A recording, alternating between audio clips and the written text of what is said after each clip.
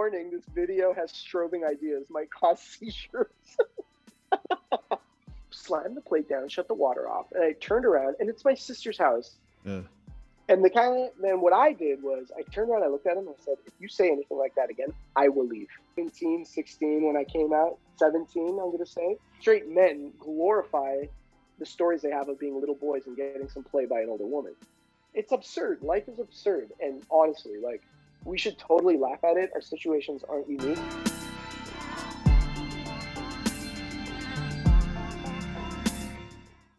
All right, so this is take 19 of my conversation with Kanwar and Anit Singh, Saini, aka Sikh Knowledge, because you just keep saying the most inappropriate things, and we have to just keep starting over.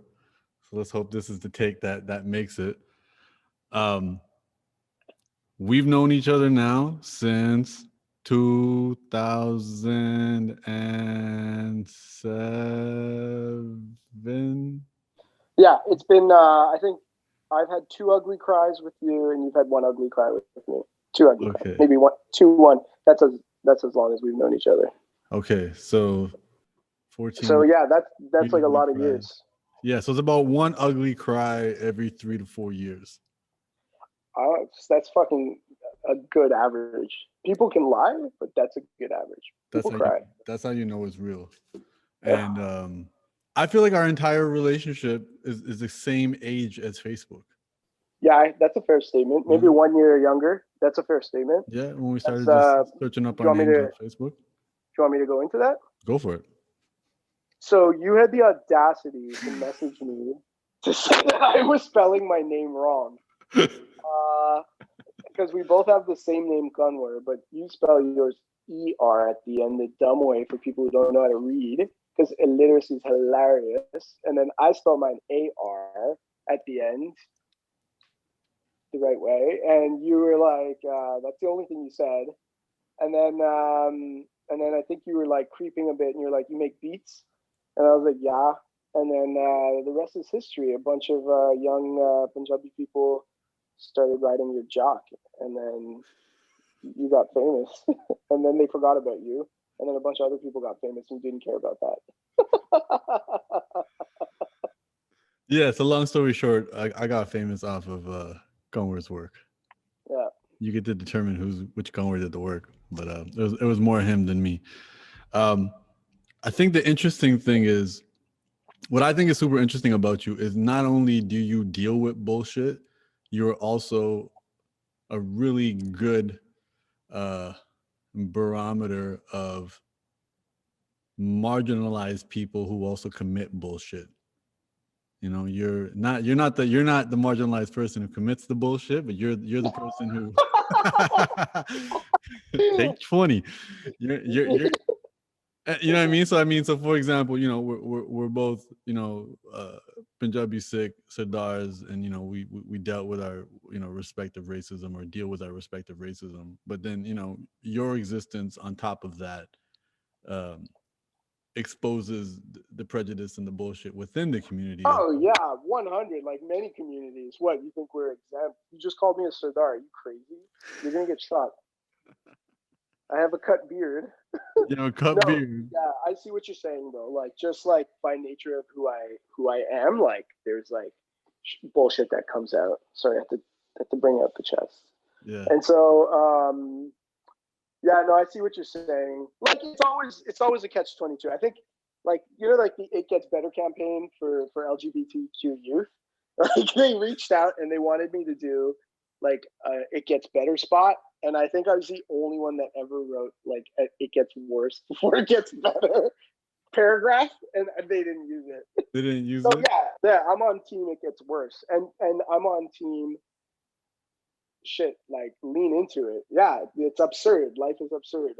So yeah, I see what you're saying. Like, you know, I'm gay, I'm openly gay, I've been out for a while, and then that disturbs like our small community folks, and then you know, like I'm a brown guy in a turban, and like, you know, speak multiple languages, and like, you know, I occupy spaces that really disturbs the status quo as well.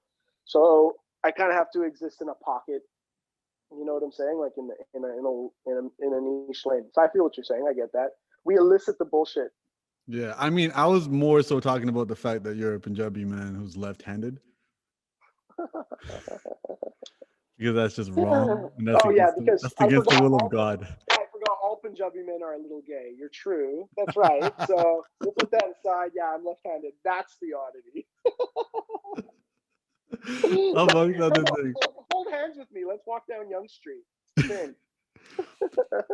So, at the risk of sounding like the worst interviewer ever, Yeah. um, what was it like? Being, even before you were open about being gay. What was it Yeah. like beforehand? And what was it like after? And what was the motivation for that? Because I'm very confident there are people listening to this right now who are, trying to figure out that right time to come out. So honestly, there isn't a right time. I encourage people to come out when they need to come out, when they're compelled to come out. I could put all of this in a nutshell. It might like cause a few of your viewers to commit suicide. I'm being very facetious because I know some people take shit seriously. No, but I'm being facetious. No, it all has to do with being insular. Like I come from a small community. I was born and raised in Montreal. None of this Brampton Saga stuff for me. And so the Punjabi community is really small. Like men and women separate, lots of closed quarters, lots of trust put in people that shouldn't be trusted. So like I was perpetrated on with like sexual violence and abuse as a child, and then as a child I also perpetuated that, and that took a lot of learning and undoing and understanding guilt and shame and all that stuff to sort of be at ease with that and realize that this happens a lot. And that stuff I always thought in my mind I was gay because of that stuff. Yeah. And part of me also enjoyed that excuse because then it absolved me from being gay. I was able to just blame it on being fiddly diddled with. And so, at some point I had to get real. Luckily, I'm lucky because I got real really early. I would say I was like 17, 16 when I came out. 17, I'm going to say. Okay. And then the abuse stuff stopped much before that. But I was compelled to come out because I did start having feelings for classmates and other guys, and I didn't think it was wrong. And I was also compelled that I generally wear a turban. I'm not wearing one right now because I'm at home, and we can talk about that. I'll put that in my notes. I'll put all your inappropriate behavior. Put that in the ridicule bucket. Okay. And so I also was compelled to come out because I wear a turban, and so I just feel like you can't be a fuck person wearing a turban, and no man in a turban elicited any respect from me growing up. So I felt like I had to carry that by myself. And I do love our faith background. I don't get sucked in the vacuum of Catholicism and how like gay people are, celebrating every time the Pope says something positive about being gay. That has nothing to do with me. I'm Sikh. That's my background. Yeah. So I have no problems with shame and guilt from a faith perspective, and I felt like I just needed to be square with myself.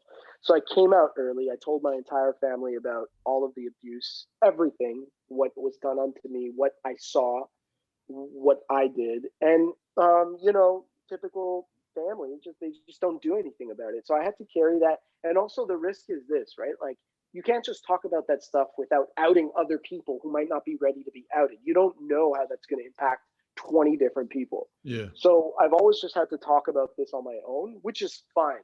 But I took a lot of positive steps to like involve myself in like sexual assault centers at different schools at McGill University, helped organize for it, talk openly about these things. Way when I was younger, actually approach the people involved, except for the person who was the perpetrator onto me, because I felt like I didn't need to do that, because I was able to kind of heal over time. Who knows? This life presents different things as we grow older, but I was able to be really constructive about it and stop the cycle in some respects. I think, but I don't know. So I just did the best What that do you I could. mean by the cycle? What's the cycle you're talking about? I think the cycle is a cycle of abuse, at risk of sounding cliche. It's a cycle of abuse, man. We don't have executive functioning as kids. Do you know what that is? The No. front part of your brain is the part that helps you make decisions and put X, Y, Z, and A, B, C together and say that would be a good decision. That's up here. Yeah. Okay. That shit doesn't develop until that doesn't solidify until you're 21. You're developing that. So if you think like children of war, who are abused, children who are manipulated by abusive parents to do sex work, child prostitution, these kids are easily manipulated or easily fall into bad decision making because they're not making good executive choices. And so I think when I accepted that, I was able to forgive my past self, whether, you know, the people that I love that I hurt in the past forgive me or not, that's up to them. But I certainly know that I love them and they love me, and we've had our discussions, and you know, so I kind of forgive the child who I was because he wasn't even developed. So to bring it back to your point, your question, I forget what it was, but Oh, in terms of, I mean, I'm asking about the cycle, but I mean, the cycle, yeah, like that's the cycle of abuse. Like this cycle, I think this cycle continues because we're kids and we don't have executive functioning. So this continues over and over. And the thing is, I think in every cycle there's a shitty adult who perpetuates these things, who has the executive functioning yet still abuses people. And yeah. so like I'm happy to say that I didn't carry any of this into adulthood, and I don't perpetuate this into adulthood. And I learned myself in adulthood, and it stopped with me at least. You know what I'm saying? And so like I'm happy to say that in some respects that I've stopped that cycle. Because But very let's be real, often I a think lot of the victims of abuse turn into abusers. that's what I'm saying. Very, Yeah. very often. There's Yeah. also this idea. There's also this idea, of, like especially for men.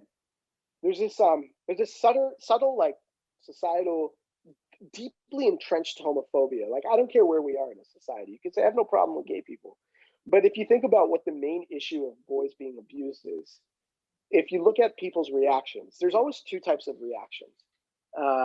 Well, there's one larger reaction, which is what a tragedy. This boy was abused by another man. But at what level is a tragedy? Is it the fact that it was another man? Because straight men glorify the stories they have of being little boys and getting some play by an older woman all the time. So there's always this deep-seated underphobia. No one ever addresses the fact that when you're touched as a young person, like as a boy, when I was touched as a boy by another man, it felt good. Like that's the manipulation part. It wasn't like there was no bleeding or tearing, or for me there wasn't any like penetration. It was a rape of another variety. It was a rape of my own decision making. So like no one really talked. So that's the aspect. Like it felt good, but then you're robbed of your childhood, your innocence, and this and that. You're sexualized very early. That's like a whole other thing. So how long had to go by before before the context of it changed? I literally just saw an episode of Shameless yesterday where the exact same thing happened, where this woman talked about, you know, having an old teacher she loved and they dated because he saw her as older. And it wasn't until he brought another younger woman around, she was like, oh my God, how could I have been so blind? But as you said, we don't have that executive decision making as kids. So at what point was this, you know, and again, it's also about education, and it's not like many of us in our community are going to get that education up front in terms of unwanted touching or touching in general, or, you know, trust secrets, all of that type of stuff. So like, what was the gap of time in between you just even getting context of it? I know you eventually got to the level of forgiving yourself. You know what? Like, I don't know. It was early. It was like 17. To be honest, I always knew. I always knew what was happening to me. Okay. But the added level of being gay confused things. However, I will say there's no metric for this, and I'm just lucky. I'm very lucky that like I realized these things very early. Yeah. very self-aware. Mm-hmm. Okay. Um, you know, I was one of those kids that loved like fantasy and video games and geeked out that way. And so maybe it was that element of like things that I enjoyed that helped me accept these things as a story, as my narrative. You know what I'm saying? Um, so yeah, that was, so it didn't take very long. Now, fitting in and like garnering support from like friends and family. Friends was more of a non-issue. They loved me regardless. I had a few bumps that ruined things here and there, and no one should ever have to go through. That's fine. Family was another thing. That was a constantly evolving struggle. Still is. Yeah. And so you know, that's why I wrote that it gets worse before it gets better campaign, because it does. Yeah. And the thing is, I draw a lot of enjoyment these days. This didn't wasn't always the case, but I draw a lot of enjoyment at laughing at it, at laughing at life, That because was gonna be one of my questions because you're not unique. You think my situation's unique? I'm the only one talking about it right now. yeah, This has happened before. yeah, I'm putting words, but you can't tell me people in the community were abused, perpetrated on their own, stopped it, knew it was wrong, and then grew up and turned out to be perfectly lovely people. mm, You know, you can't tell me that doesn't happen. yeah. The numbers are crazy high. Oh, yeah, as much as abuse happens. Yeah. And so the only thing that really shied me away is when I do talk openly like this, my number one fear is like people get scared of me around their Mm, children, around their friends, around their family. Like that is not me. But you know, I take that risk because I left all this in childhood. What, I can't talk about my childhood. So yeah. um, you know, I think it's important to talk about these things because like I said, like there's this idea of homophobia as well. Like men react violently towards stories like this, especially if they're heterosexual men who are abused by gay men. Think about how many heterosexual men who are abused by men would be reassured if we told them that this doesn't reflect on you as a man. Like, you're not gay because this happened. They needed to, like, they need to hear that. Yeah. And they don't share it because they probably might not want to think they're gay. And to be honest, it would dispel that idea that this stuff makes you gay. You know Mm, what I'm saying? yeah. People have inclinations. What if there's a man out there who doesn't have the words that you and I have to describe the meta, doesn't have access to the meta, who's bisexual out there and was abused by a man as a younger person, but hasn't reconciled his bisexuality? Then suddenly, like, I can imagine a scenario where there's this confusion. I'm attracted to men. So and so did this to me, but Mm, that's just not the way it works. yeah. It's just, Regardless of that experience, you would have been attracted to men. yeah, Yeah. exactly. So I don't know. It's all interesting stuff. I could talk about it without batting an eye. Like, I'm not in pain. There was a long time where I had to like bring to like my entire body together. There was definitely a journey because I didn't feel myself. But you know what? I don't even know what to say. Was it the abuse or was it my severely abusive household as well? Like Mm, there's so much stuff. But all that to say is I laugh at all of this because it took a while to laugh at it, but you know, like, it's absurd. Life is absurd. And honestly, like, we should totally laugh at it. Our situations aren't unique, and we should get happiness and joy where we can get it from. I really draw a lot of inspiration from like drag queens and other people in my like LGBTQ community because they've been through some shit. They get kicked out, they get beat, abused, raped, choked, but they find a way to laugh at it. And so, like, and when I hang with them, we're all together in these struggles. It's not like they're feeling sorry for me. I get their support and sympathy when needed, but it's not like I'm a specimen, you know? yeah. So it's like, yeah, like I think all this stuff just lets me laugh at so much. I think that's super interesting that you brought that up because some other people I've talked to too. I talked to somebody recently who has cancer, and they gave their cancer a name, and they were posting on Instagram, and and they named their cancer Bob, and like fuck Bob, and and really doing this idea, levity to the value to it. Obviously, with any of this stuff, um, it's not overnight.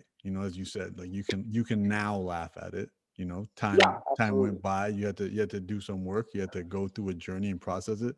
Are there any like key moments in that journey or like key steps and phases? Because it kind of sounds like um less of you being given a handbook and like, you know, here are 18 steps that you can go through to get to a point where you can laugh at it. It sounds more like you went through a journey of like trial and error, you know. uh I think for me, it's trial and error. It's how we're all built. Some people get this shit much faster, you yeah. know.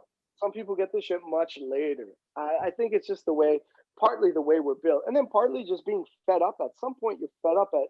You're like, whoa, wait a second. I actually believe life. Like it's pulling me this way and that way. Why am I believing this? And so, at some point, you could sort of like, you could sort of like lean into the chaos and laugh at it. Like anything can happen tomorrow.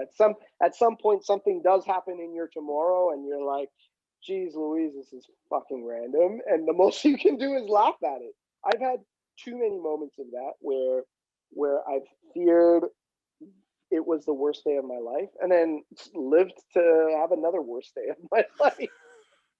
That's really what it is. And I'm like, wow, so many worse days. Yeah, and a lot of it, goes back to this world of self pity, this world of victimization, and it's interesting because it's like people act like they're rock bottom, not understanding that no, man, it could always get worse Yeah. and it can always get better. So just pick your direction, because Your situation's not unique. I don't say that with the intent to siphon what you're going through. You're going through it, feel your feels, but your situation is not unique. Which is should be, if you're fucking dotting your I's and crossing your T's, that should be comforting. Because that means that somebody has gotten through it, you will get through it. yeah, and also that somebody's gone, and I think that's the other thing too. People feel so isolated with the shit they're going through. That's one of the reasons I want to do this, is because have conversations to show that you're not the only one going through the shit that you're going through. No, no, you're not. But You're also not. there's best practices, there's insight, there's wisdom, there's all of this stuff that Yeah. comes with other people going through. It's like when people get their heart broken, and it's like you want to act like you're the only person in the world with your heart broken, but there's a million heartbreak songs out there, you know, Yeah. which is empirical evidence that you're not the only one going through this. And listen to some of those songs, and if they're speaking your Yeah. language and telling your story, that's the case. Or just turn into a bitter queen like me. Well, I think you know you're talking a lot about like kind of like the Albert Camus absurdism. You know, it's recognize. You know, Well, la di da. yeah, do the like, I say some smart shit once in a while. Yo, dude, his whole thing is the Sisyphus and the rock, right? You know, Sisyphus pushes the rock up I'm the sorry, hill. poet. I don't speak footnotes. Well, I'm gonna give you a footnote right now. I know your first language is French, so you know I'll speak slow. No, believe it or not, my first language is Punjabi. Now it sucks. It's Punjabi. First language is Yeah, Punjabi. What's your yeah. second My language? L1, my two second languages were introduced at the same time. It was French and English. But my first language was Punjabi. 0 to 4 years old was strictly Punjabi. But then that just died. Now it's like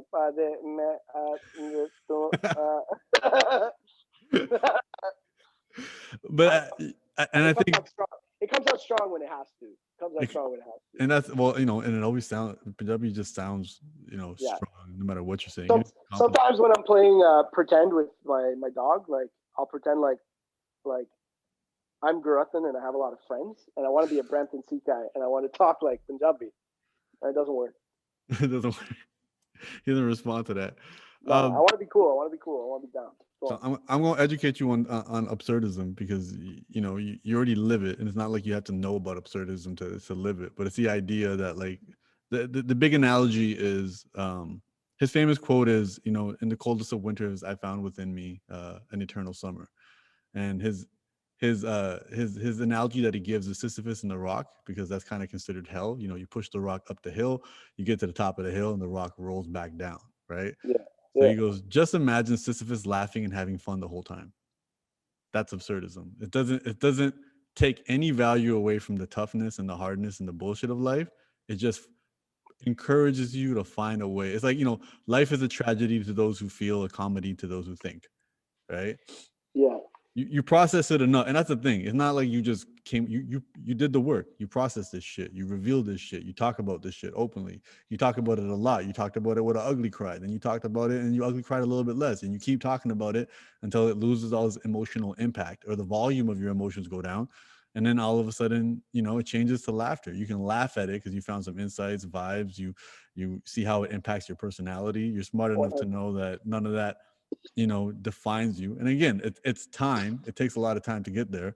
But I think that's the important thing that I want people to take from all of this. Is like, you can't go through this shit and then just live in a shell and then expect Absolutely. things to get better. Honestly, befriend a drag queen. They know all about this. Yeah, befriend. Well, that's assuming your country allows drag queens to exist.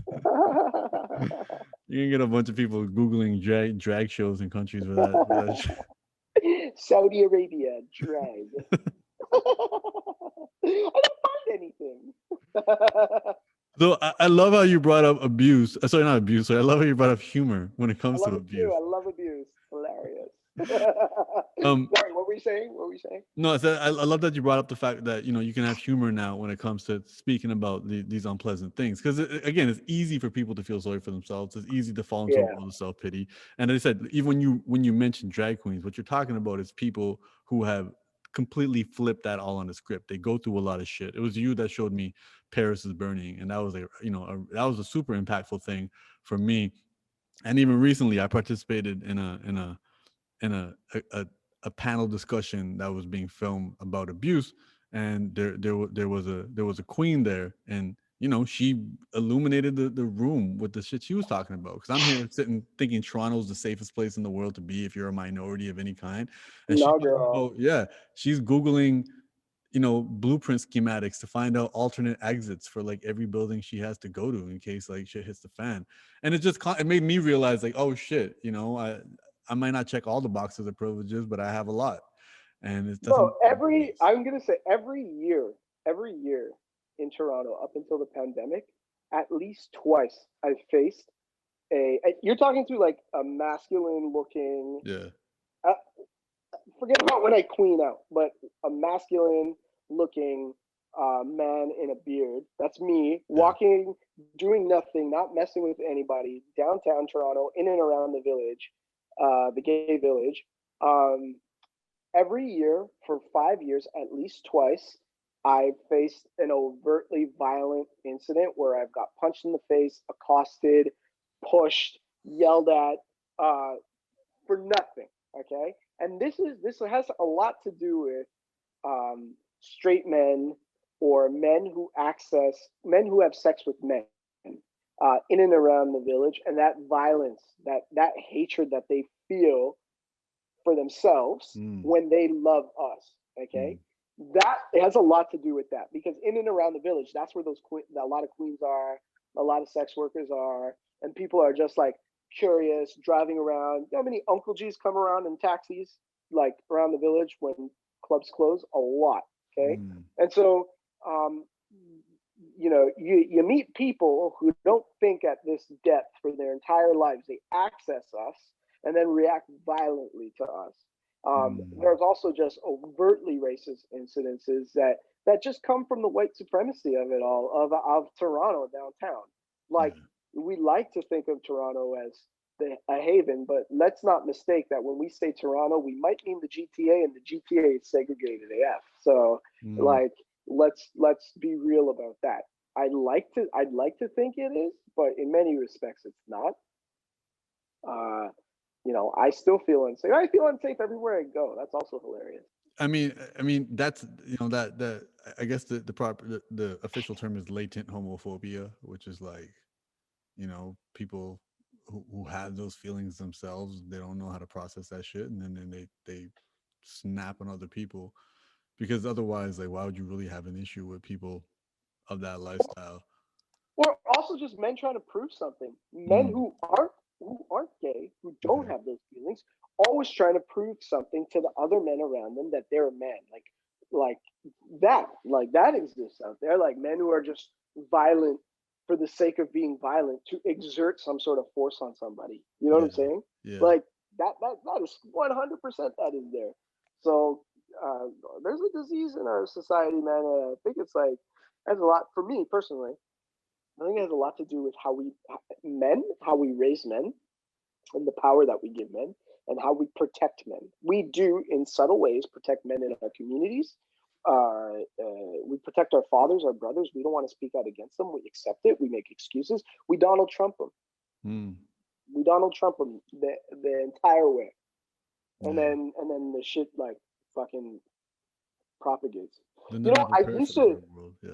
My parents used to send me to this very conservative Sikh camp. I think at one point they thought I was too soft. Like my mom probably knew I was gay at some point. Maybe I like for sure. Like I'm 30 to 40% femme. I'm not like butch all the time. And so they sent me to this really conservative straight camp. Yeah, might as well be camp. Did they poke you with a needle? Yeah, they did. Did you pray the gay away?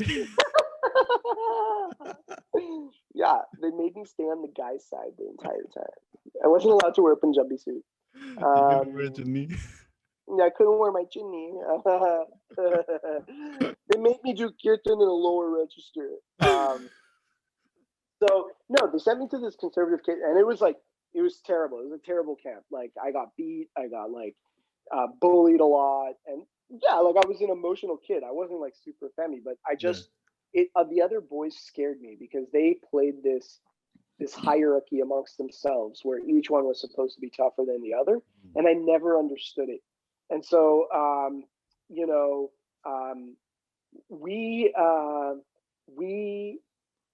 my point was we protect men in such a way where those places exist. Yeah. No one called out the owner or the Singh who ran this camp until years later.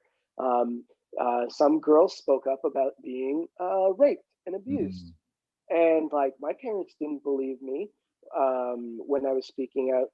Tell them that I'm very uncomfortable at this camp. They're mean to me and this and that. They thought it was just me. Yeah. The way my parents revered this man who admitted me to the camp was ridiculous. The games that my father and the other Singhs played when they visited this camp, and the niceties and the words that they used with each other is bullshit. It was a circle jerk. So every Gurdwara committee that's just made up of men, just go there as an example. Gurdwaras are Sikh temples for your non-Sikh Punjabi viewers. Just go there. So now we're getting a glossary. Now we got to go back with some of your other big words too. But okay, I appreciate it. You can also have to explain to them what Brampton and Saga and all these things. Okay, we international here. Okay, expand yourself. They can infer. They can infer. So yeah, like I think there's this like mass protection of men. Even I remember this one incident. We have to talk about more fun shit, but let's just keep talking. It's called Through the Mud, bro. Ain't no fun here. Okay. Well, there's this one incident where my dad was a brute. He was a tyrant. Like he was beating on everyone all the time. Like, if he would fuck up and make a mistake and get angry at everyone else for it type person. And so there's this one instance where we're in a car. He did something, and we were hella late for somebody somewhere, and we had to go to the Sikh temple, and we were late for that. One of his friends came up to the car window and started yelling like, "Where have you been?" and blah blah blah. And I accidentally just shouted out that, we had to do blah blah blah blah blah, because Dad, yada yada yada. It was Dad's fault basically. I was just saying it very honestly as a kid, and I remember my mom getting so angry with me because she turned to me and she was like, "Shut up!" And I was like, "What?" She goes, in Punjabi, she goes, "Daddy di besti hogi," like Dad's gonna get embarrassed. And I'm like, okay, like it's his fault we're late. But even like I remember that situation because I feel like that's what we do all the time. The old village shit, yeah. We're protecting our fathers and our brothers and our uncles and our cousins all the time from embarrassment. I don't even think we know we're doing it. It's so baked into everything we do. It's so deep and like to deconstruct that is something I don't even want to be a part of. So I've like separated myself from all that. Yeah, because I mean, It's definitely apparent. And I mean, obviously, I'm a only Punjabi boy in my household, and I've benefited, you know, abundantly from that privilege of being a mama's boy and hearing my sister say stuff about me when I was super young about predicting my future. You know, my sister's a teenager and I'm a little kid, and she gets in trouble for coming home late, and she'll always point to me and be like, "Wait till he gets older. Let's see if you get mad at him for coming home late." And I'm sitting Yeah, there, you know, a little kid having, you know, no world outside of the 10 houses on my street, not understanding what she means. But she was right. She was completely right. Um, and eh, I feel like the older we get and the more we pay attention, the more you realize, like, yeah, this came from like the villages, the bend, the times in the bend. And yeah, they lived that life for how many generations? You know, how many yeah. But then, generations? Humble, why do they come here? Well, no. Listen, I'm not defending their shit 100%. I know, but I don't want to let that thought go Yeah, without asking the question: why do your parents' generation, my parents' generation, why did they come here? they were told to. Right? They didn't. Yeah, Did they come for something better? yeah. Right? There's the conundrum. So I always say that, honestly. That's why at the beginning of this, I was like, I'm more and more conservative. Because I will say, why did you fucking come here? Go back. Yeah, Go back. Like right now, one of my sisters she's a boss because she's unattached, answers to no one, has money, can do what she wants. And every time there's a family member or somebody that pressures her or talks about marriage, I get so fucking angry because that's the thing. Why did you come here if you didn't want the luxury of not yeah. having to answer to somebody? If she chooses not to get married, that's her choice. That is luxurious. Like she doesn't answer to anybody. That's why you all came here. You don't even know why you came here. Yeah, You're so they just trying, came. you're just trying to replicate.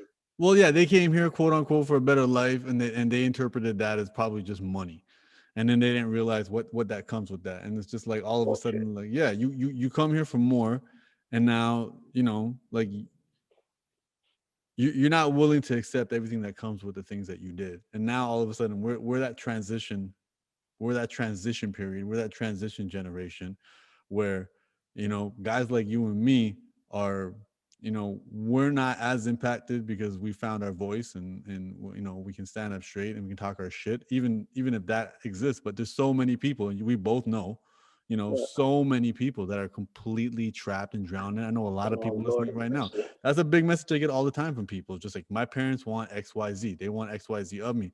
Yeah, And but then you know what my answer is? Because I hear that all the time too. What about your family? You know what you do? You fucking leave. That's what you do. Because no one ever died because you left to live your own life. You'll have arguments. It'll be rough, but that's my opinion. You'll live. This is a first world situation.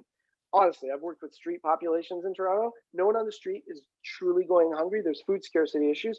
No one on the street is going hungry. There are resources, okay? That we make sure of it. There's other problems. I'm not making light of homeless of a street population's situation. What I am doing is making light of the very imaginary problem that your family's going to suffer for your choices. yeah. That's what I'm doing. And that It's goes back to that yeah, idea of codependence. And I think that's the big one I think I want you to talk about, because I mean, you helped me realize that shit in my own life. yeah. And I said, get off me. yeah, it That's what. wasn't exactly, you know, the most evident all the way, but I think like these are the important things, because, you know, there's, you know, every single person feels like they're in some sort of cage. They're constrained in some way. And for a Yeah, lot of people, depending on where they're from in the world, or if they're immigrants and stuff like that, a lot of that comes to their parents. It's not like the moment you free yourself from your parents, like you're done. Then it's just a bunch of cages you built for yourself. But I think this idea of codependence and codependent relationships and how that impacts our ability to feel better about ourselves and do better in our lives. I just want you to talk about that, because you really kind of. it's a bandage. Take away yourself, man. Get out of a bad situation. Get out of a bad situation. Honestly, there's this one guy that I know of right now. He's like 40 something. Okay, like no obligations at home. Has this immense guilt because he lives with mom and dad. Has this immense guilt that his mom is constantly mistreated by his dad, and he feels that pressure. Honestly, I don't want to hear it. Intervene, push your dad off, your mom, or leave. Those are your two options, okay? Because life will go on, right? You can call the police if you want. right? Because it's that codependence that's keeping him there. First of all, let's examine from a Punjabi lens, why is he there? He thinks he has to stay there. He doesn't have to. That's an illusion. His mom, who's taken the abuse, okay, I don't know what her words are for him, but let's just go out on a limb. Maybe she's asking him for help and he's ignoring it. In that case, he's a fucking fuckboy. Let's also take a page from our experience and say, nope, this is what she believes family structure is. She's not asking him for help against his dad. In fact, she's guilting him into staying. That guilt and shame. Oh Lord, is that ever that's evil? the weapon. That's the weaponized right there. Yeah. Yeah. So she guilts and shames him into staying, saying things like, "You're my only son. You have to stay with me. You have to take care of me. You're my only son. When are you gonna get married? Leave when you get married. Oh, I have somebody for you." And then the shame aspect of it. You do nothing all day. How come you're not married yet? The homeboy works all day. Not even playing video games. Yeah. Just shames the hell out of him. Okay, in front of other people. The father probably does the same thing. Okay, Yeah. the father we already know is an abuser. We know what the anatomy of abuse. We know what that is. It's control in the extreme. Okay, and now this guy is there, frozen, can't make a decision. Honestly, this control, guilt, shame, codependence, it's a bandage. Rip it off, leave. Cry your cries, but you are going to be so much happier when you're in your own shitty apartment. Doesn't matter how you start. My apartment's not shitty. It's a nice one now. It used to be terrible. But you're going to feel so much better when you go to bed and there's no one yelling around you. And if you still feel guilty, you haven't broken free. Sorry. If you are in a completely new environment and you still feel guilty that you left a bad situation, you have to break free in here then. Because honestly, I'm telling you, no one ever died because somebody left them. Yeah, you want to talk about outlying situations where people commit suicide and do violent acts. I'm not talking about those. I'm talking about situations where you need to take care of yourself. No one ever died because you left. That's my opinion, to be honest. And that's the experience of many drag queens. Like I said, people. I got kicked out. I got kicked out 9 times in university. 9 times. My eldest sister, who is a complete village head, will make fun of it. Oh, haha, it was a joke. Wasn't a joke when the second time I got kicked out, I had to walk around downtown Montreal figuring out what I was going to do, lugging books around, no clothes, $60 in my bank. Wasn't a joke. I eventually found some place to stay with a friend, and it was a terrible experience. The other times, it wasn't a joke when I had to stay at my aunt and uncle's house, where there was shady shit happening all the time. Wasn't a joke. And also think about the interruptions to a young person's life. How was I supposed to bootstrap myself into adulthood if I had plans of leaving home and supporting myself? I wish I wish I would say that to my younger self. I would have told myself to 2 number 1 things: push back and say no, and then leave. I would have run, but that's me, my situation. I would have left earlier because I know better now. No one dies because they run away. Yeah, and it's also a big hesitation that people have for that is that financial dependency or that whatever. And it's like, yo, you got to rip that bandage off and start anyways. And yeah, you do have a lovely home, but this is home. I mean, if I could try to count, this is probably in Toronto at least. This is home number 4, home number 5. Yeah, straight up. That financial, that's the control factor too. Think about our women in our community. Yeah. How many women of your mom's generation depend on the wallet of their partner? Yeah. Right. So and it's not like they chose it. This is the way it's structured. Yeah, structured that way. Yeah, going back to the village, it's structured that way. Yeah, the dependency on the man, and then that's where the man gets all juiced up. It's the transition to why did we? It's the transition to the answer of why we came here. If we came here for a better life, you tell me, what's a better life? Maximum independence, answering to nobody, fucking being attached, codependent, arguing every day, being abused, taken advantage of, being controlled, manipulated. I think that's terrible. Some people call it village life. I call it heterosexuality. I'm joking, but I'm just, what I'm getting at. Take yourself out of a bad situation.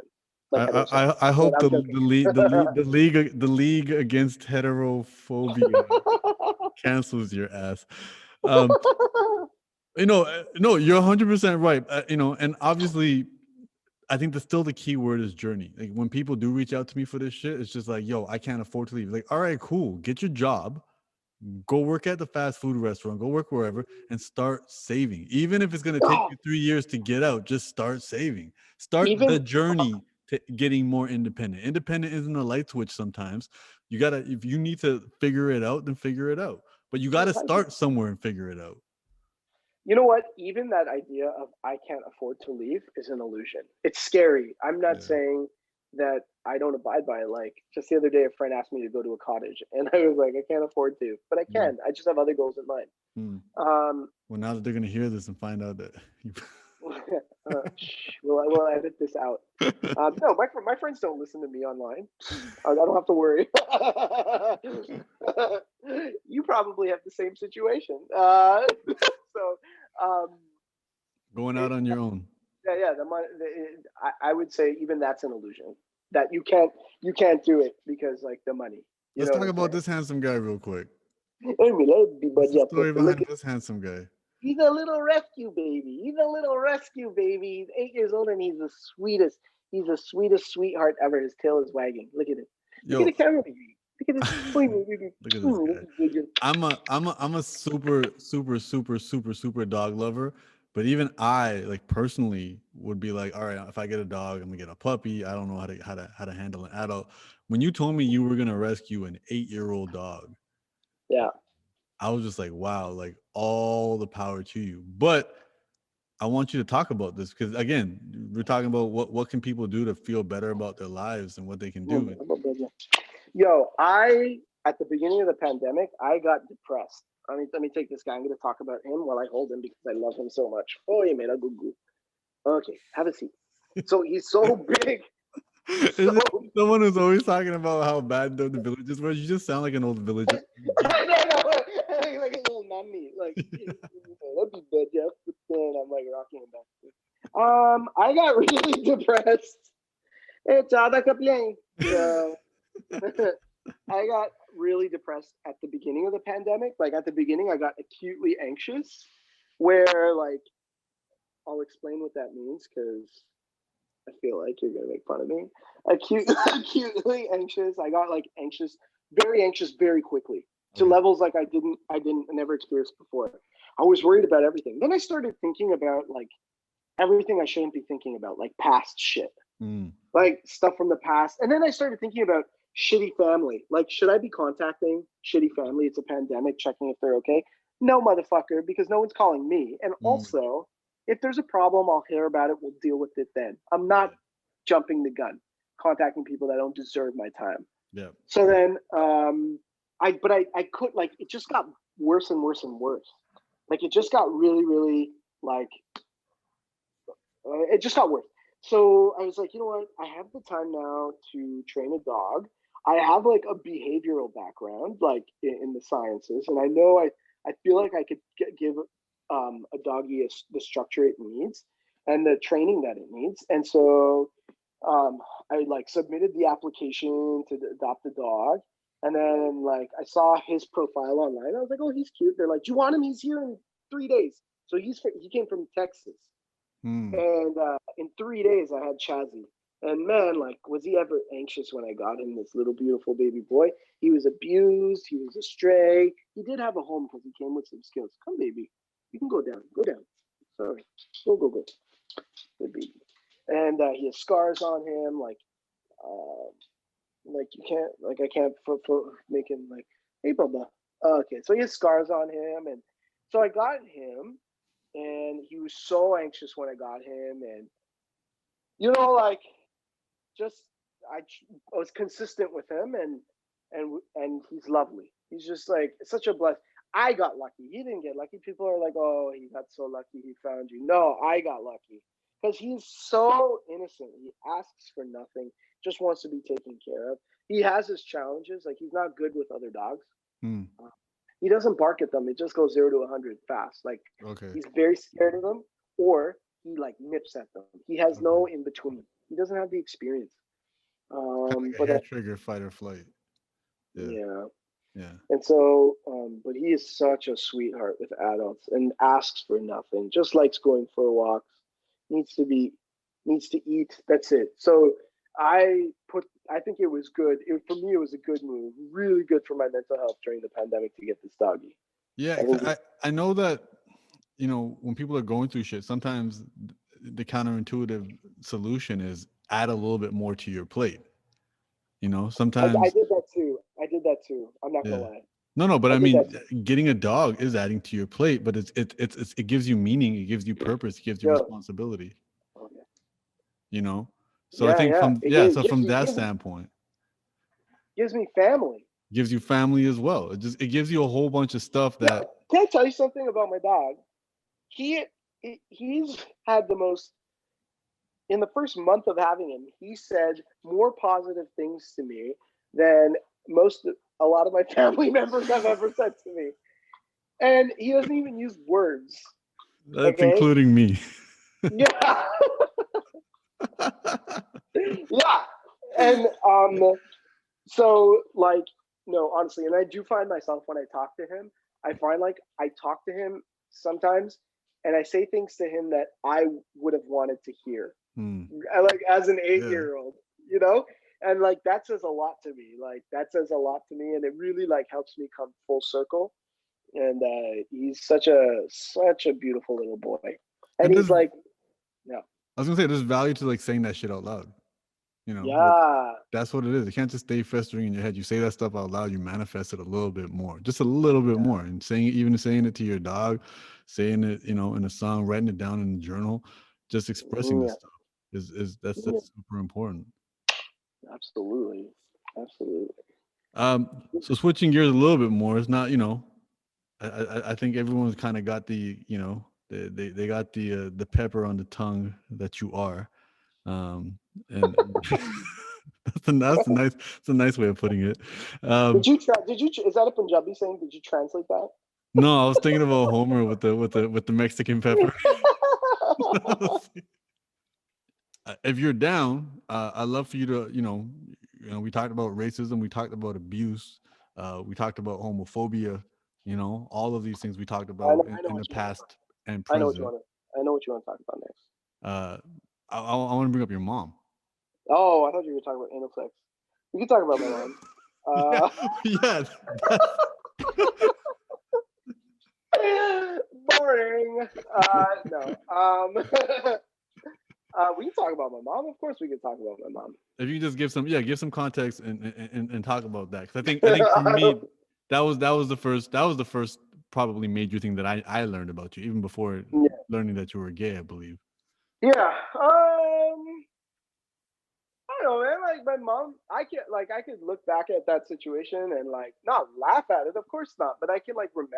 I don't relive the trauma. Hmm. You know, my mom died when I was 16. She died of hepatitis B. She had a bum blood transfusion in India when my eldest sister was born. And so she had like liver issues, and So then she got a blood transfusion in India after your older sister was born. we don't It have was it. okay. So so they pretty much gave her hepatitis. Yeah, yeah. India gave her hepatitis. So she got hepatitis and then she passed away when I was like 16, 15. Okay. Um, So like I 10 think years about later, what are you thinking? 10 years? No, I mean your sister's older than no, you. no, no. My sister's much older than So me. she had So hepatitis for like 20 years. years. Yeah, Yeah. yeah, yeah. Okay. She had hepatitis for a bit. Okay. Maybe, yeah. So that was a trip and a half because mom, I think parents die, man. Like family dies. I've met people whose parents died. I Hmm. think when I think about my mom, sometimes, oh, hey, don't be gross. Walking up on the floor. When I think about my mom, I act like her. Exactly. Hey. Oh, hey man, baby. Hey man, I could go. So, like, I love my mom, and don't know how to say this. She took a lot of abuse. Mm, I think about moms in general now. I think yeah. moms, if you had a similar household to mine, your mom was a lightning rod that took a lot of the abuse and a lot Yeah. of the crap. And when mom passed away, I think that safety was yanked away from me, and suddenly there was no lightning rod, and we all had to bear the brunt of my dad's social dysfunction, more so. Yeah. And that sucked, but then it made me realize how much my mom took. My mom was beat for no reason, for good reasons. My mom was beat while she was sick. My mom was beat while she was sick and being cheated on. And she did it all with this very firm belief in the idea of just the family unit. It wasn't about her. She did have a lot of pain and spoke about that, but it was more about what she thought was the right thing to do. And she died young, like she was 46 when she died. Oh, wow. So I don't know, I think about her story and I say to myself, like, wherever she is, I'm sure she's happy. And whatever relationship she had with that dysfunction, I'm sure she did the best that she could. Yeah. Like, I think I'm done with the days of being angry on her behalf, because I truly don't know if she was as angry as I am. Yeah. And I think that really is a healthy thing to realize, because otherwise I'm moving through this life not letting the idea of her go. Yeah. I'm angry on her behalf. So I let that go, because, you know, I know what it means to be in an abusive relationship, and we just do what we can to get through it. And sometimes we're convinced it's the right thing to do. Luckily for me, I wasn't convinced for the entirety of my life. And so, you know, I just kind of, like, to get metaphysical, I just know that she's, like, observing the absurdity, and she's equally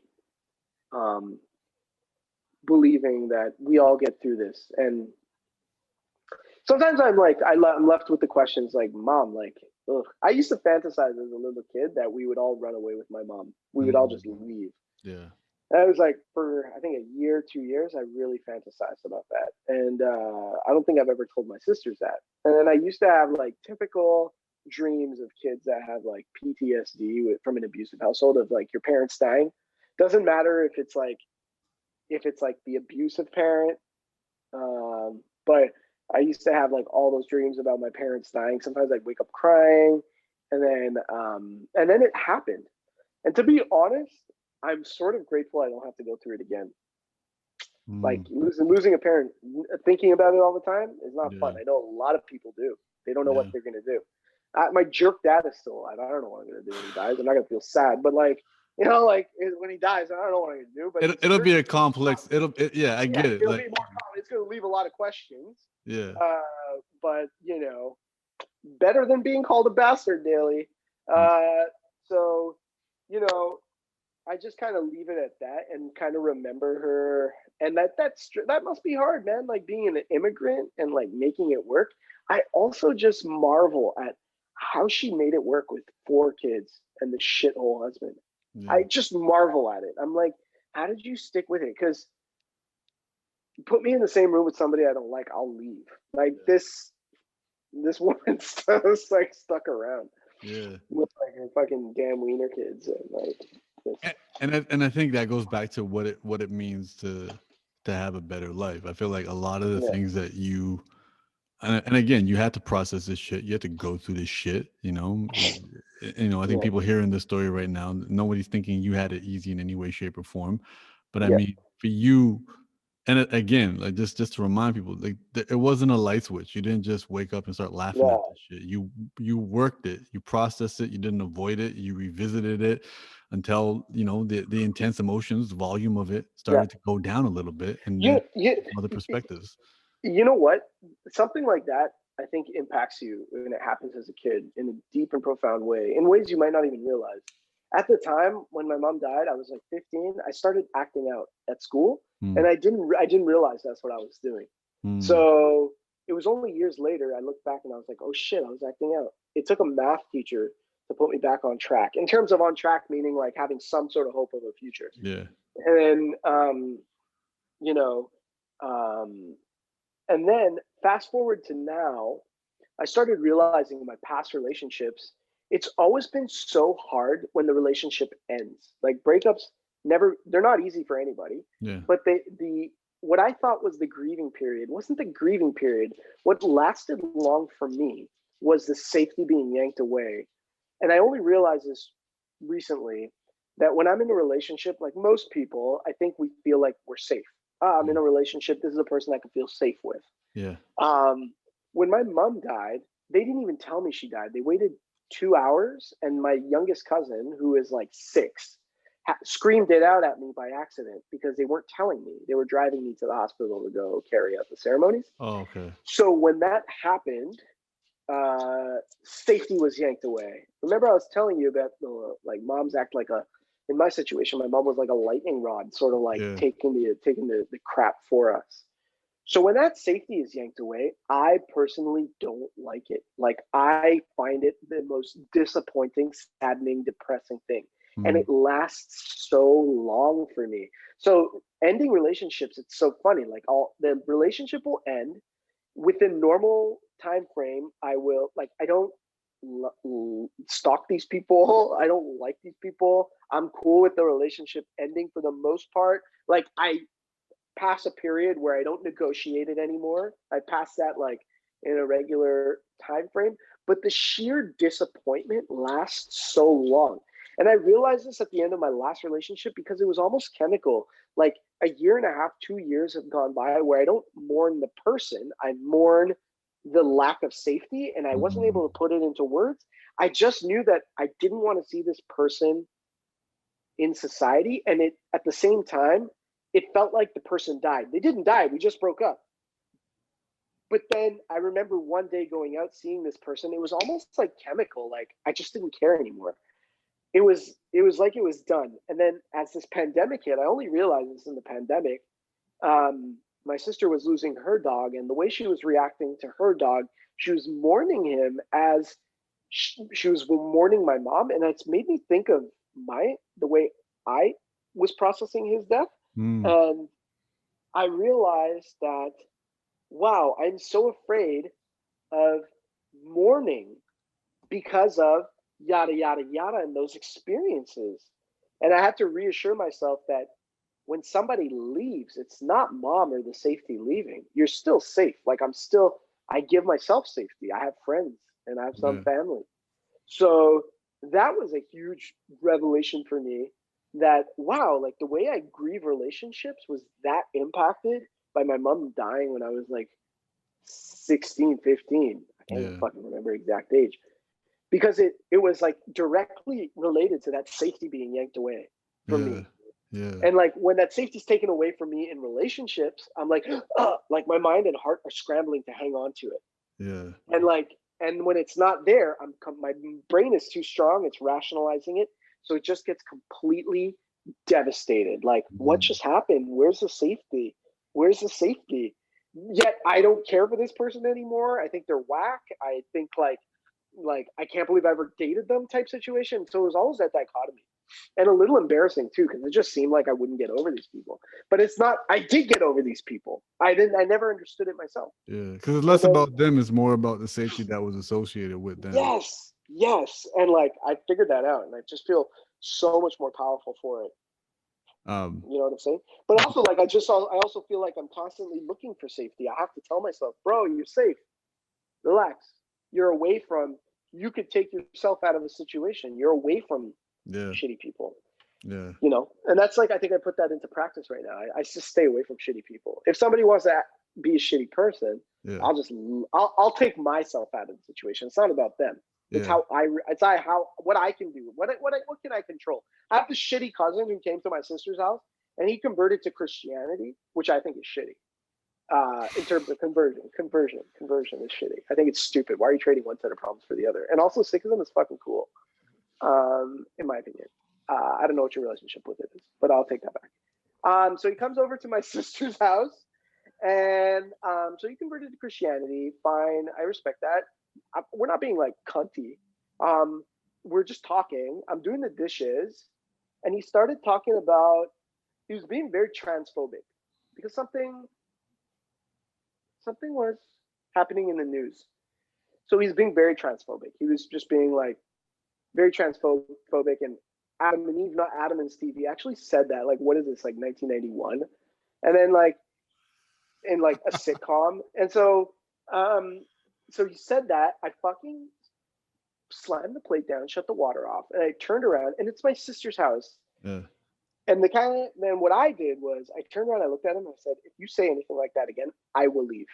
And that was a direct threat to him being invited over to my sister's house. My sister having invited me, my sister having invited another cousin to enjoy a lovely supper, and immediately it put it on him. Yo, you want to be responsible for this? And he just shut up. He's much older. He's like 30 years older than me, 20 years older. Let's say 20 years older. And he just shut the fuck up. But anyway, all that to say is that is, I try to make that my style. I'm not saying that's what I can do absolutely, because I have my own fears and shit. Yeah.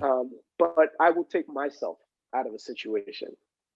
You know what I'm saying? Like, you've become like, as I said, like at the end of the day, whether it was your mom, whether it was these other relationships or whatever, what you just realized is like the common denominator was safety. And now as an and this is what it is as an adult. It's like a good definition I heard of an adult is like when you run off to danger and you get burned, but there is nobody equipped for you to run back to. Not nobody there, nobody equipped for you to run back to. You know, you run outside, get slapped by the school bully, you can run back to your parents. But maybe, you know, when you're 30 or something like that, you run out into the world and you get in a bum investment, and then who are you going to run back to, or what have you? You know what I mean? Like, that's when you know you're an adult, when there is no one left to run back to. And I think, you know, for you to kind of set that up like that, where you're just like, look, I am my safety net, you know? And I mean, the fact that, you know, and you still kept it pretty civilized by threatening to leave versus threatening a whole bunch of other shit that you could have threatened. No, can I tell you one? Because one of the wisest things Dan Savage has ever said that I love, even though he sometimes, I think, misspeaks. He might not think that way. But Dan Savage said, your only incentive with your family is your presence. And so I fully am on board with that. Because I am not here to play your games of guilt or shame. Yeah. You want to play them on me? I detect that. Mine detect mine. So I'm not playing with that, but I will leave. So take it or leave it. I could leave and you deal with that. And so that is absolutely something that I ascribe to. Your only leverage with your, and if you want to be whacking, you want to leave, go ahead. I've already made my opinion. We're talking about family things right now, like homosexuality, transphobia, things like this. These are serious things. So absolutely, I'm an advocate of that. Just leave. I'm not talking about like deciding on supper, what we're gonna eat. I'm talking about like big things, you know. So that's definitely one of the methods that I kind of like employ. And I think it's actually it's something that people should abide by. Like, just leave. It goes for friends, groups of people as well. Sorry, like if my leaving wasn't an incentive for you, then I wouldn't want to be around you anyway. No, I think I've never looked at it that way. I think about it that way. I'm just like, okay, you know, and I'm pretty grateful that, you know, I got at least my core, my immediate family is pretty cool. And, you know, sometimes, you know, certain family members in my house that may or may not say things that are, you know, minorly controversial. It's like, yo, you're non-consequential. You know, no one's listening to you, or no one's reading your blog or whatever you're going through. So at that point, I've never had to be in a situation where I've had to leave. And again, you know me, I also enjoy, you know, I had some people over, maybe a month ago, and then somebody just, you know, quickly said something along the lines of like COVID 1984. You know, and then like, you know, my ears pop up then, and then, you know, because I know most people who have these types of beliefs that just hang out with people who have those types of beliefs, and I try to count. Well, that's kind of cool sounding. Like, but what did it mean? It means like it's not real. It's a big way. Oh, they implanted it. They implanted it in society, maybe. Or just it's an excuse to grab power. It's not real. Oh, it's all, you know. Oh shit. Yeah, you don't need to wear a mask. You know, all these different types of things, and again, like, I come across those people at varying levels. You know what I mean? Like, you know, there's people who are like, it's not real as long as you meditate, and there's other people who are just like, it's not real, it's them trying to control it. It's just whatever. And for me, it's never about trying to get in arguments or debates, but I always learned that it's like you can just legitimately ask these people like 4 questions before they run out of answers. Whether it's who are they, why would they do this, and you know, like why would they put all these computer chips in vaccines when they can just put all this stuff in your drinking water? Like, well, you know, or you know, it's the same flat earth mentality type thing. Or like, have you spoken to a real life doctor about this? You know what I mean? Yeah. If it's friends who, or if it's people I know that we have mutual friends who are real doctors, and it's like, because they know it too. Just like, you're not saying that to our mutual friend who's a doctor because he'll slap you.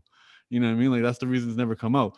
But I think that's a really interesting thing about just that ultimate leverage of just like, yo, even if it's not just my presence that might matter to you, the disruption, you know, and you use that word suffer. I don't know why, but that disruption of a family function, of a dinner, of a suffer.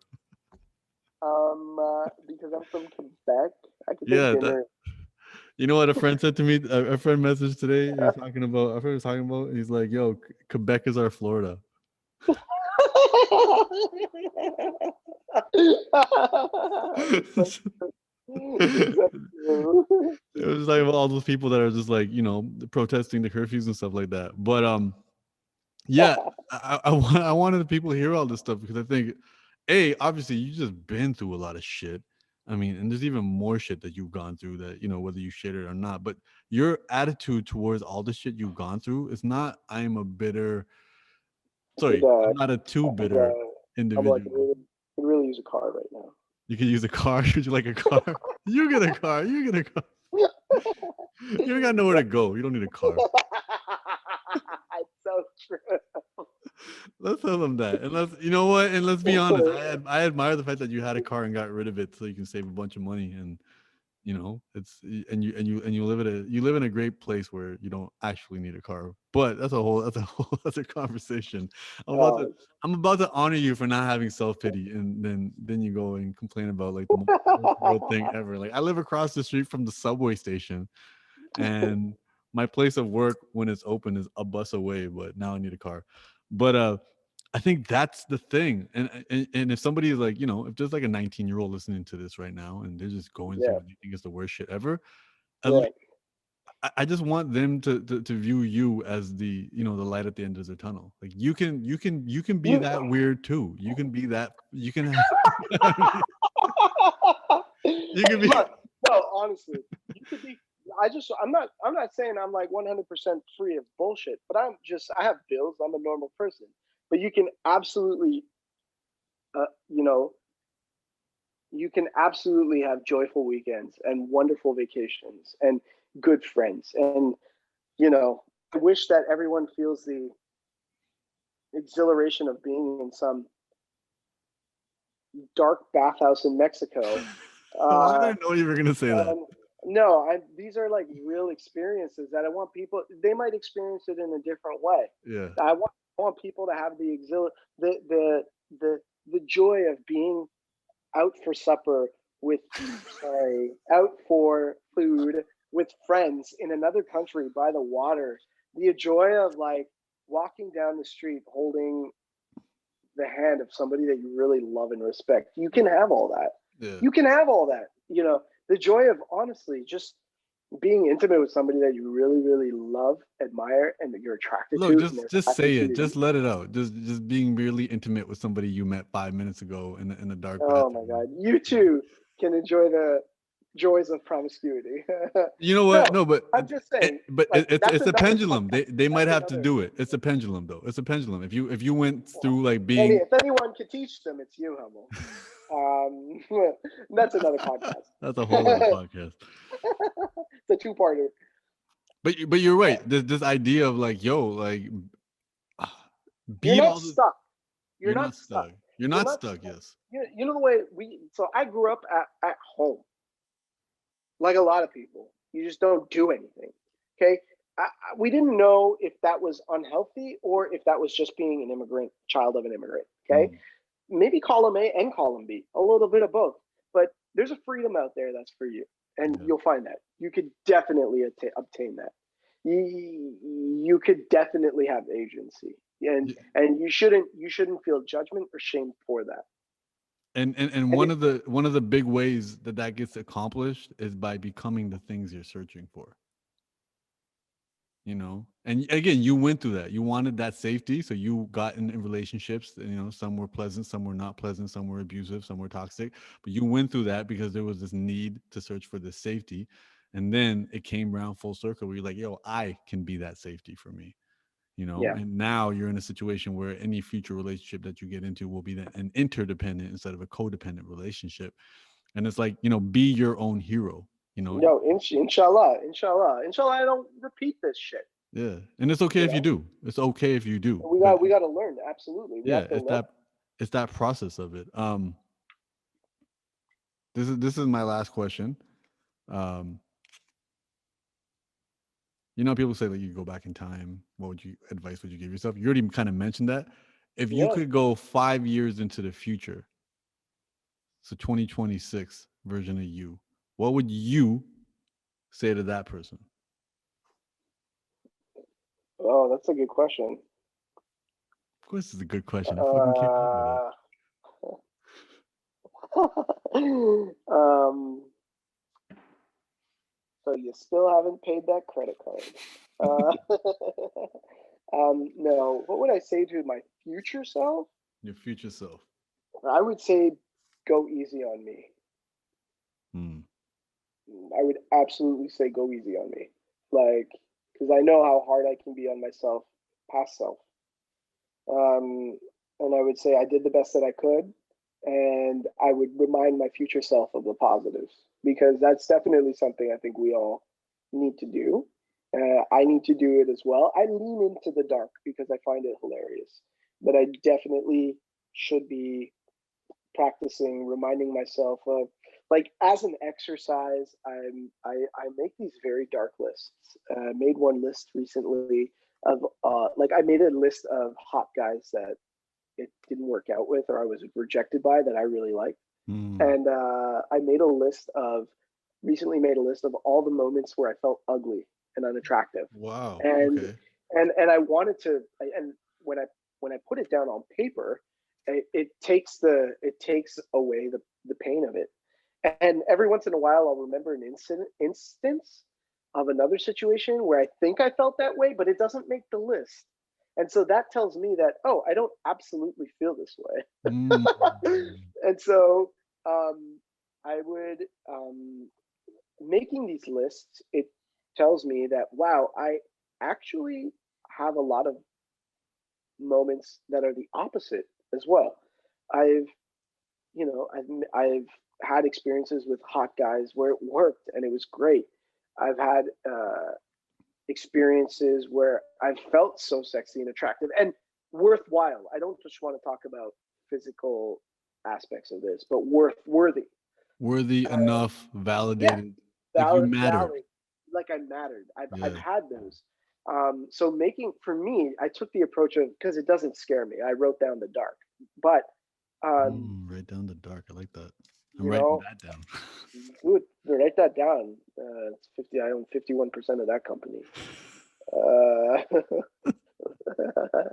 so it made me realize that maybe I should also start, writing the positives as well because they're there. And if I don't admit they're there, I'm shitting myself.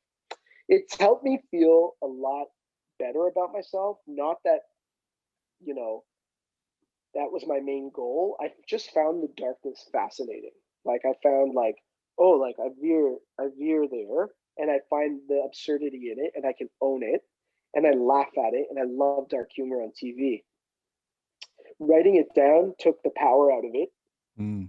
and then made me realize that it's not absolutely true. Yeah. It's You know, also it's integrating the dark.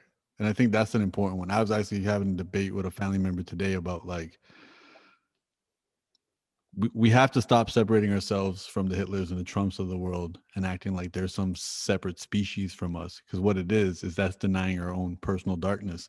And what it is you have to integrate and face your. Like, that's why I love that you said like you just what you did was you made a list of moments that you just felt like shit. You Yeah. there's so much, you know, like that's no different than me, you know, jumping in the ice. Like you're voluntarily putting yourself in an unpleasant situation because Yeah. that builds a level of resilience, that builds a level of awareness, that builds a lot of stuff. So it's one thing to go through shit and survive it or come out the other end or process it. Then there's a whole other part of this, which is like, yo, let me go voluntarily find some shit and put myself into it. And you're like, let me go ahead and relive unpleasant moments and write them all down and find value of that. And what I think ends up happening is you end up integrating parts of that darkness that are of value. Yeah. There's a good example I heard, which was, you know, you're at a party or you're at a social situation and people tease you, let's say, for example, or you're at a job and somebody takes credit for your work and you want to remain likable so you don't say shit, right? Because you think I'm not going to be that bad person. I'm not going to say nothing. I'm just going to laugh along with them. What you don't realize is you go home and you add more darkness to your life through resentment. Whereas, had you integrated your darkness earlier and you just showed these motherfuckers your teeth and you're like, yo, don't speak to me that way. Yo, don't try to take credit for my work. And you stand up for yourself. That is a healthy level. Like you had to make peace with the fact that you're capable of doing or saying that stuff. 100%. Add race to that. It's hard to be that. Yeah. It's hard to be that. It's hard to be that in brown and black. 100%. But it's harder to not do it and live in a world of resentment and drown in that Very, shit. Cause very. that's what gets motherfuckers doing other crazy shit. Yeah. You know, and 100. I think that's really cool that, you know, you said like write down the dark, those times that you felt ugly, those times that you felt rejected, those times that you felt like you didn't matter. I think that's super epic and awesome. And I mean, like that just shows that you got tools to deal with all the other bullshit that is definitely going to be coming your way as it comes everybody else's way. Absolutely. I'm going to think about that at my 7:30 cry. I don't want to make you late for your 7:30 cry. I'm joking. So normally, and you know what's funny too is I was, you know, I was just thinking about like, yo, you're so easy to talk to, but then I was like, you know what part's not easy to talk to you about is when I want to say the nice things. Why do I deflect? Do I deflect? Yeah, no, and I saw this because like even my like some of my other friends too. It's like, yo, we can throw shots at each other, we can make fun of each other, and Yeah. it's pointless because you can't get to them. And then I realized I'm like, yo, but if you say something nice to them, it totally throws them off their guard, and then all of a sudden just like, what did you just say? That's because Love you're me? usually What? a jerk. Because I'm what? You're usually a jerk. Because I'm usually a jerk, yeah. And if I throw it out, but I want to end this by saying nice shit, man. Or I can just save it off for the intro that you won't hear me record. But like, yo, again, we've known each other. Going back to how it started, like we've known each other since like 2007, 2008, and you know, it's probably because of all the shit that you've gone to. You've as nutty as you are, you've been the safest and strongest space for me in my entire life.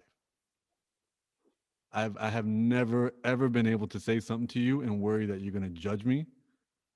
Ever. Anything I've ever been able to say to you, I've always been like completely confident. I don't know if I can say that about anybody else because not only do I know you care about me, but you actually have tools because you've done the work yourself. And I just want to thank you for that. Like that really, I wish everybody had that in their life because they don't. How are you gonna have that? You have people who give a shit about you. You have people who know what to do, but they're not always the same person. And I want to thank you for that. And then even when you're giving me shitty advice, because I can hear you just literally, you know, biased because you're ranting about an ex or some shit like that. I can hear it. I can tell. You know what I mean? And you're self-aware enough to admit it when it's happening too. But I think that's the thing. And I think for all that's the beautiful thing about going through shit is you don't judge other people for going through their shit. No. And you hold space for all of that. So I think that's something that's really dope. And I mean, I want to end this on honoring you on some nice shit. I mean, again, that doesn't take away the fact that you're left-handed, or you have, you know, many other conditions Well, that are questionable. But what can I say, humble? Bills in the mail. 51%, right down the dark.com, whatever. Sikh Knowledge owns 51% of Humble the Poet. There you go. And then in terms of people connecting with you because of all the outrageous things that you said, they please do not come to me with your complaints. Your complaints should be going to you. So what's your main mode of transportation right now is, I'm assuming, Instagram at Sikh Knowledge. It's Parlor, Sikh Sick Knowledge. It's Instagram. Search me up on Instagram. And You know what bothered me about that comment more than anything? What? That it dates this interview because they just got shut down. It dates the interview. Oh, I'm So I sorry. feel like, oh, they recorded this when Parlor was still a thing. All right. So no, seriously. Instagram, Facebook, Twitter, OnlyFans, Grindr, Scruff. No, I don't have an OnlyFans. I don't have an OnlyFans. Yet. You want a car? You're gonna get an OnlyFans. You're gonna shake it. Pay for my lipo, and then I'll get an OnlyFans. Bust it. That's